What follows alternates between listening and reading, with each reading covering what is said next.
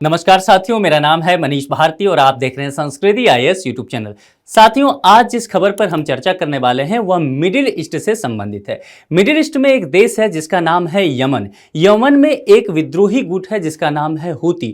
हुती ने वहां से जो रेड सी का समुद्री व्यापार का रूट है, इस पर उत्पात मचा रखा है। यहां से जितने भी जहाज गुजर रहे हैं उस पर लूटपाट कर रहा है। इसीलिए वैश्विक व्यापार जो है वो पूरी तरह से चरमरा गया है। इसको लेकर के हम पूरी विस्तार से चर्चा करने वाले हैं। उससे पहले आप समझ लीजिए कि आखिर यहां पर यमन और यमन का हुती गुट जो है इस जगह पर ऐसा क्यों कर रहा है, इसके पीछे की क्या कहानी है। जैसा कि आप जानते हैं कि पिछले साल 7 अक्टूबर 2023 को हमास ने इजराइल पर अटैक कर दिया था और सडन अटैक किया था, चौतरफा अटैक किया था। उसके बाद जवाब में इजरायली सेना लगातार हमास पर अटैक कर रही है और इजराइल का कहना है कि जब तक हमास को हम पूरी तरह से गाजा पट्टी से नस्तो नाबूद नहीं कर देते हैं तब तक संघर्ष विराम नहीं होगा। अब यहां पर हमास और फिलिस्तीनी नागरिकों के समर्थन में हिजबुल्लाह की एंट्री हो जाती है। हिजबुल्लाह भी एक चरमपंथी संगठन है, वह इजराइल पर अटैक करना शुरू कर देता है और हाल ही में देखा गया कि फिलिस्तीन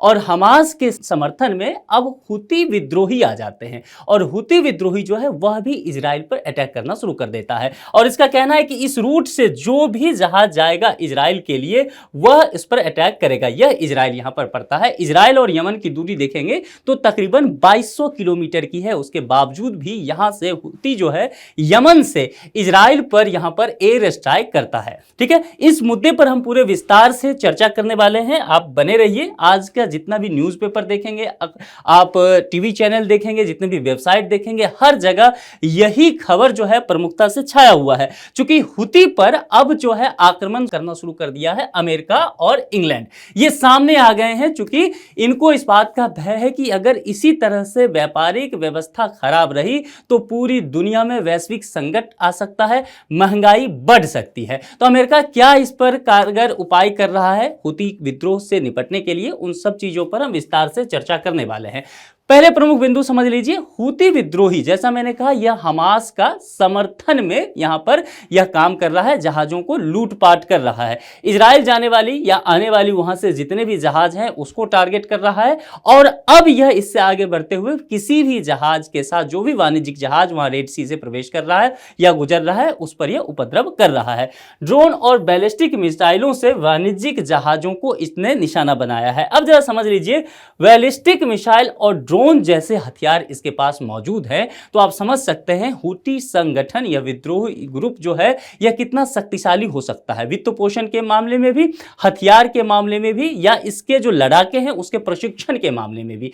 माना जाता है कि हुती विद्रोह संगठन जो है इसमें 1,80,000 से 2 लाख तक लड़ाके हो सकते हैं। अब अपने आप में जरा सोच लीजिए ये कितनी बड़ी तादाद है। हालांकि ईरान पर लगातार आरोप लगता रहा है कि ईरान इसको समर्थन देता रहा है। चूंकि ईरान पर इसीलिए आरोप लगता है क्योंकि हुती विद्रोही संगठन जो है वह शिया मुस्लिम है और ईरान भी शिया मुस्लिम का देश है। तो यहां पर जो हुती विद्रोही रहा है, जो यमन का, इसका यह आरोप रहा है कि जो भी यहां के देश हैं, जो सुन्नी मुसलमान प्रमुख देश हैं, वह इस ग्रुप को, हुती ग्रुप को दबाता रहा है। इसको वह अधिकार नहीं दिए गए जो इसको मिलना चाहिए था। तो शुरुआत में हुती संगठन जो बनता है वह सत्ता के विद्रोह में बनता है, सत्ता को अपदस्थ करके सरकार बनाता है 2014 में, लेकिन फिर देखा जाता है कि धीरे धीरे यह एक तरह से आतंकी संगठन का रूप ले लेता है। अब इसके वजह से फिलहाल जो घटनाएं हो रही है या जो आक्रमण कर रहा है जहाजों पर, इस वजह से क्या होता है कि दुनिया भर में जितनी भी प्रमुख जहाज की कंपनियां हैं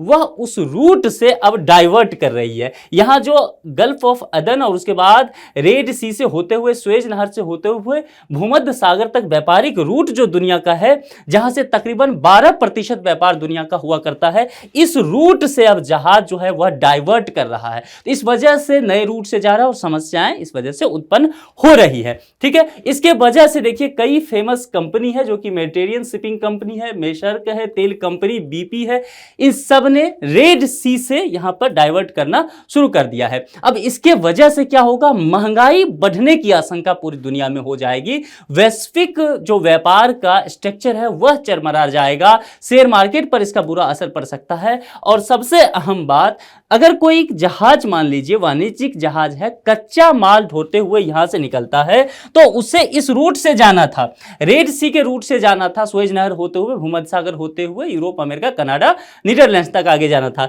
लेकिन अगर आप नया रूट वो लेता है और पूरी अफ्रीकी महाद्वीप का चक्कर लगाता हुआ दक्षिण अफ्रीका को टच करते हुए आगे निकलता है तो जाहिर सी बात है इसमें अधिक समय लगेगा। ठीक है, तो इसके वजह से क्या हो जाता है, ईंधन की अधिक खपत हो जाएगा, वक्त भी लगेगा और फिर इस वजह से कच्चा जो पदार्थ रहेगा, कच्चा माल रहेगा, रॉ मटेरियल, वह बेकार हो जाएगा, वो बर्बाद हो जाएगा। तो इससे बहुत ज्यादा नुकसान हो सकता है व्यापारियों को। तो महंगाई बढ़ने की आशंका जो है वैश्विक स्तर पर रहेगा, इन्फ्लेशन बढ़ सकता है। तो यह एक संभावना जताई जा रही है। अब जरा सबसे पहले ठहर करके यहां हमें लाल सागर यानी कि रेड सी की भौगोलिक अवस्थिति समझ लेने की जरूरत है। भौगोलिक अवस्थिति समझना इसीलिए कि इसके माध्यम से हम इस रूट का वैश्विक व्यापार के लिए क्या महत्व है वह समझ पाएंगे। और यह मामला यदि हम समझ जाते हैं तो यह टॉपिक हमारे लिए आसान हो जाएगा। और यूपीएससी के लिए इस तरह का टॉपिक जो है प्रीलिम्स के लिहाज से देखें तो मोस्ट फेवरेट टॉपिक होता है, क्योंकि वह पूछ सकती है कि रेड सी के आसपास कौन कौन से देश हैं, कौन कौन सा वहां पर कौन सा जल संधि वहां पर हुआ है, या जैसे सुएज नहर है इसके आसपास कौन सी कंट्री हो सकता है। ठीक है, तो इन सब लिहाज से यह जो मुद्दा है आप मानचित्र के आधार पर समझ लीजिए, आपके लिए आवश्यक होगा। अब देखिए यहां से हम जीरो से शुरुआत आपको करते हैं, मैप पर बताते हैं। यह देश है यमन, इसका नाम है यमन, मिडिल ईस्ट का एक देश है। ठीक है, और यमन के अगर आप उत्तर में देखेंगे तो सऊदी अरबिया है। ठीक है, इसके पूरब में ओमान देखेंगे और इसके दो तरफ यहां देखेंगे तो यह जल से भरा हुआ है, समुद्र है। एक तरफ जो है गल्फ ऑफ अडान है, दूसरी तरफ अगर आप देखेंगे तो रेड सी पर जाता है। अब आप कहेंगे ये सऊदी अरबिया और ओमान की चर्चा आप क्यों कर रहे हैं? देखिए सऊदी अरबिया जो है या ओमान जो है वह सुन्नी मुसलमान प्रमुख देश है, और जैसा मैंने कहा यमन में जो हूती विद्रोही संगठन है वह शिया मुसलमान प्रमुख है। ठीक है, इसके वजह से क्या हुआ है, सऊदी अरबिया जो है हूती विद्रोही संगठन का लगातार विरोध करता रहा है, और यहां पर यमन की जो सरकार पहले से रही है उसका समर्थन करता रहा है। ठीक है, यहां पर सऊदी अरबिया और ईरान, ठीक है, इसके बीच भी 36 का आंकड़ा रहा है। इसके अलावा अगर आप देखेंगे तो ईरान का यूएसए से, अमेरिका से 36 का आंकड़ा रहा है, और ईरान और हूती संगठन जो है यहां इन दोनों के बीच तालमेल रहा है। तो कहीं ना कहीं हूती को टारगेट करके अमेरिका जो है ईरान को भी सबक सिखाना चाह रहा है। ठीक है, और ईरान भी इस युद्ध में, ये जो इजराइल यहां पर है, इस युद्ध में जो है हमास के समर्थन में है, इजराइल के विरोध में है। ठीक है, और यूएसए क्या है, इजराइल के समर्थन में है और हमास के विद्रोह में है। अब समझ रहे हैं, वैश्विक पटल पर सिर्फ ये झगड़ा जो है इस रूट का फिलहाल नहीं है। अगर आप अंतर्राष्ट्रीय राजनीति की समझ रखेंगे तो आप घटनाओं को पीछे लेते चलिए और फिर देखिए कि कहां से मामला पूरी तरह से जुड़ता हुआ नजर आ रहा है। और यह तो एक तात्कालिक घटनाएं हैं, इस तरह की घटनाएं जो होती है वो तात्कालिक घटनाएं होती है, लेकिन बहुत सारी वजह मिलकर के इस तरह का चीजें हुआ करता है। तो एक चीज तो आप यहां समझ गए। अब देखिए यहां के रूट को जरा समझ लीजिए। अगर ये व्यापारिक रूट है तो व्यापारिक रूट को समझिए। यह जो यहां से अरबियन सी से मामला आगे बढ़ता है, गल्फ ऑफ अडान में कोई भी यहां जहाज जो है वाणिज्यिक जहाज पहुंचता है, और यहां से जिबूती एक देश है, इसके और यमन के पास से यह गुजरता हुआ रेड सी में पहुंच जाता है। ये रेड सी आपको दिख रहा है। रेड सी से आगे बढ़ते हुए यहां पर सुएज नहर है, ये सुएज नहर से आगे बढ़ता है। सुएज नहर के माध्यम से यह पहुंच जाता है भूमध्य सागर में, और भूमध्य सागर से होते हुए यह आगे यूरोप, यूएसए और कनाडा, नीदरलैंड्स तक पहुंचता है। तो यह जो है परंपरागत रूट बनाया गया है, ठीक है, वाणिज्यिक व्यापार के लिए, जहाज का यहां से गुजरने के लिए। अब यहां पर एक चीज और समझना है, यह एक जगह है जिसका देश है जिसका नाम है सोमालिया। तो सोमालिया आप जानते होंगे कि यहां पर समुद्री लुटेरे डाकू पाए जाते हैं। यह जो भी जहाज यहां से गुजरता है इस पर ये लोग लूटपाट इस रूट पे करता रहा है, लगातार लंबे समय से करता रहा है।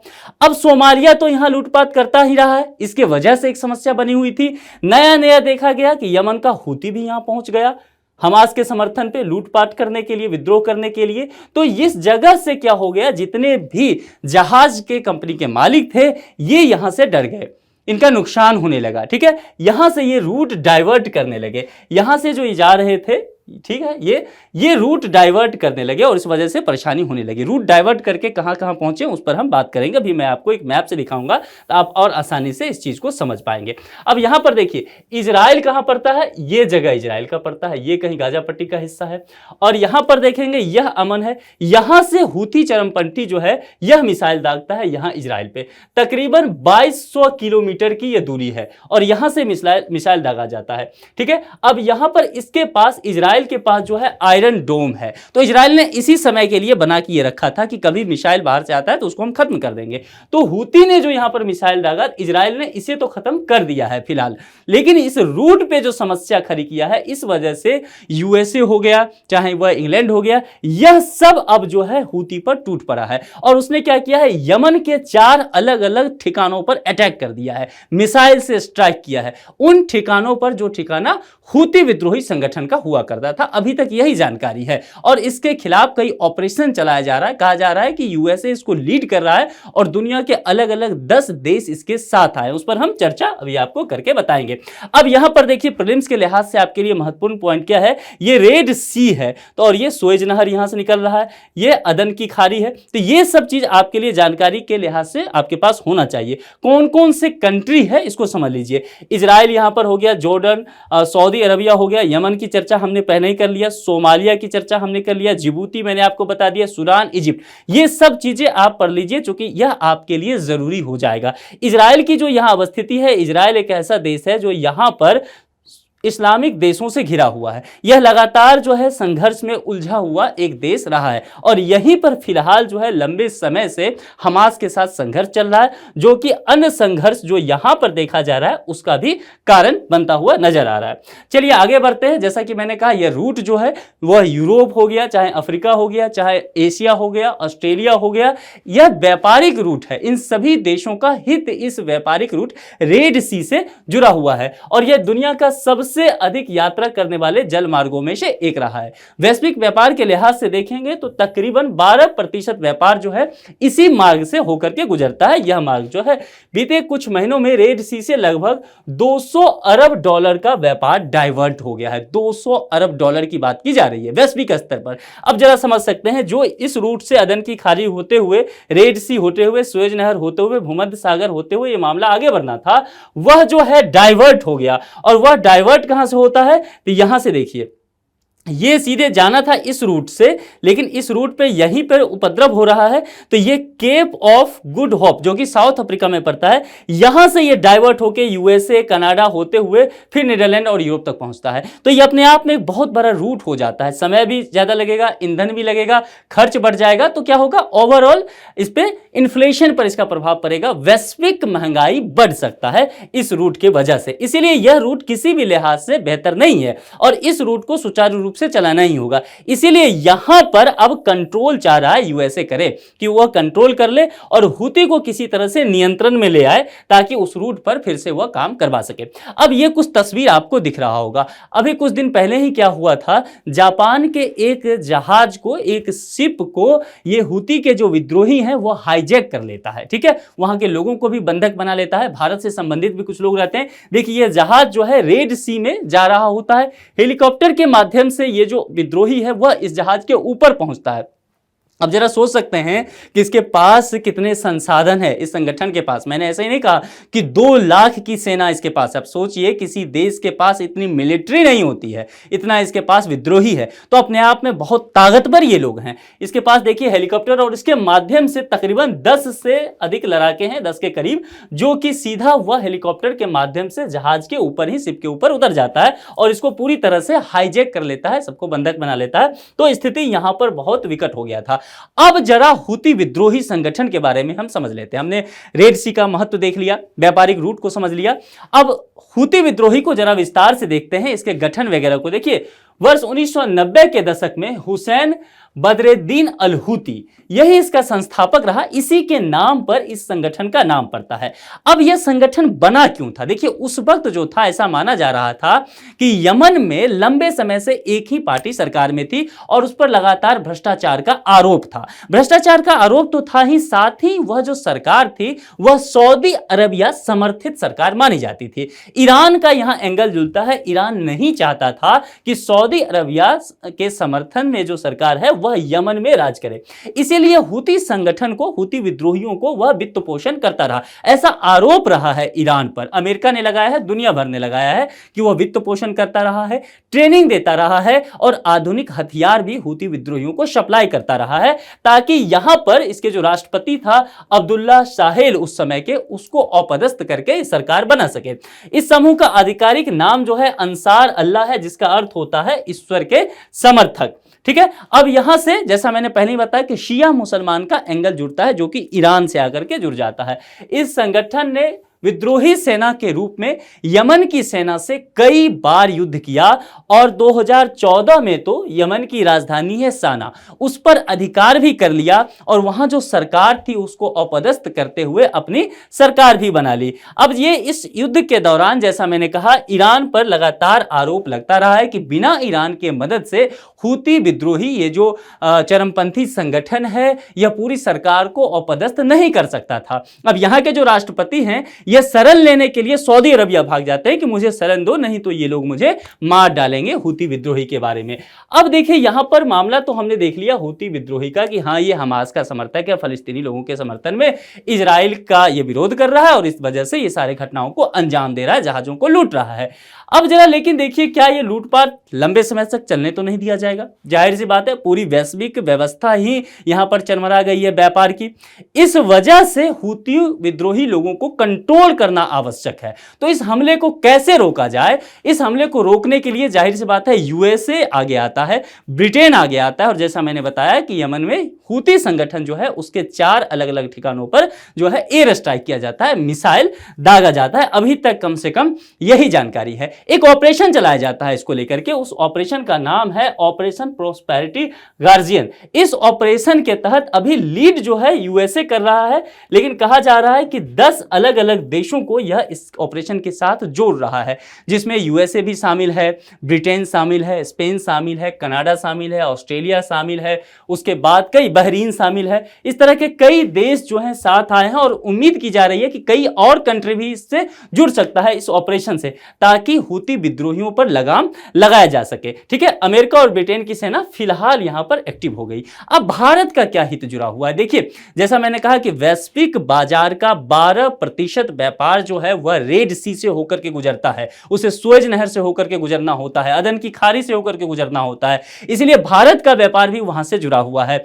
और इस युद्ध में आप देखेंगे ये जो हमास और इजराइल का झड़प चल रहा है, तो भारत यूं तो तटस्थ बना हुआ है, लेकिन आप जानते हैं वैश्विक राजनीति को अगर आप समझेंगे तो आप समझ पाएंगे कि भारत का झुकाव कहीं ना कहीं इजराइल के समर्थन में है। ठीक है, तो यह बात जो है हूती विद्रोही को भी पता है, तो भारत से भी जो जहाज आएगा जाएगा, जाहिर सी बात है उसके लिए भी तो खतरा बन जाएगा हूती विद्रोही, और बना भी है। इसीलिए भारत भी यहां पे लगातार निगरानी कर रहा है और भारत निगरानी करने के लिए P8I गश्ती वहां पर लगाया है और युद्ध पोत जो है हमारा INS मोरमुगाओ, इसके अलावा INS कोच्चि और INS कोलकाता, इसको भी तैनात किया गया है ताकि पूरी स्थिति पर नजर रखा जा सके। अब देखिए इन सभी चीजों पर बहुत ज्यादा डिटेल्स आने वाला है, क्योंकि यह झड़प जो है संघर्ष हमास और इजराइल का लंबे समय से अक्टूबर के 7 तारीख 2023 से ही चल रहा है। यह मामला बढ़ता ही जा रहा है, तो यह कहां जाकर के रुकेगा यह अभी कहना मुश्किल है। लेकिन रेड सी को हूती विद्रोहियों के चंगुल से निकालना होगा, नहीं तो लंबे समय तक ऐसा चलता रहा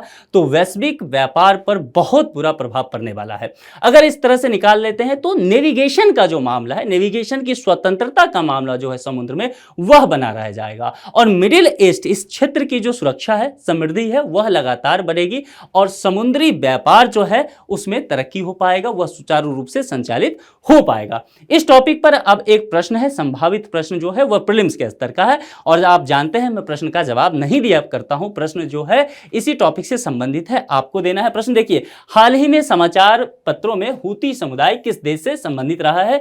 यह 4 विकल्प दिया गया है, 4 विकल्प में से कोई एक ही सही होगा। आपको जो भी सही लगे उसका जवाब जो है कमेंट बॉक्स में आप जरूर लिखिए। आप इस मुद्दे पर क्या सोचते हैं, हूती विद्रोहियों पर क्या लगाम लगा पाएगा अमेरिका, ब्रिटेन या भारत जैसे देश? क्या भारत को भी इसमें यूएसए का साथ देना चाहिए, आगे बढ़ करके इसमें हूती विद्रोहियों पर लगाम लगाना चाहिए? इन सभी मुद्दों पर आप क्या सोचते हैं, अपने विचार कमेंट बॉक्स में जरूर लिखिए। मैं लगातार देखते भी रहता हूं, आप लोग बहुत परिपक्व विचार देते हैं, आपके विचार का स्वागत है। इस लेक्चर में इतना ही रखते हैं, किसी दूसरे लेक्चर में किसी दूसरे मुद्दे के साथ आपसे मुलाकात होगी। अपना बेहद ख्याल रखिए। Thank you.